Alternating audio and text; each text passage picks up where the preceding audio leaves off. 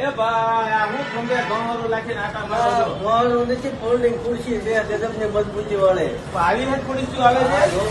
આને ગમે એમ ગાજો ને કાંઈ ન થાય. હાલે લે તમને જોતા લાગે છે આ ખુરશી હોય ભાઈ. આ ટાઈપની ખુરશી મેં ક્યારે નથી. આમાં બેહો તો આ ખુરશી ન જાય ને. 150 કિલોની કેપેસિટી ધરાવતી ખુરશી છે. હવે હા પાછું કાપડ જેવું લાગે છે. અરે બેહો કાંઈ ન થાય. શું વાત છે? હા. કાંઈ નહીં, મને બેહવા જોતો ભાઈ. આ મને તો બીક લાગે છે તૂટે નહીં હો. 150 કિલોની કેપેસિટી ધરાવતી ખુરશી છે. હા ભાઈ આ તો આ સમજો ખરેખર આ બહુ મજબૂત છે અને આપણે ગમીને ફરવા ગયા હોય તો કઈ ટેન્શન ન હોય. હાથે ખંભે નાખી ઘોરું કેમ ઓલા બાબલા રખડતા હોય એમ રખડા કરવાનું. જ્યાં મજા આવે ને બાવળિયા થાય ને આ પાથરીને બેસી જવાનું.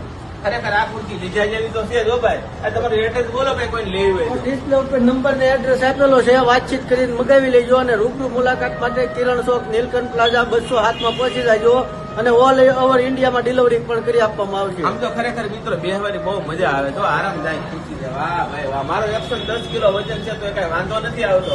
તો પછી બીજાનો એટલો તો નહીં જ હોય ને ભાઈ. તો વેલા આવો ફટાફટ.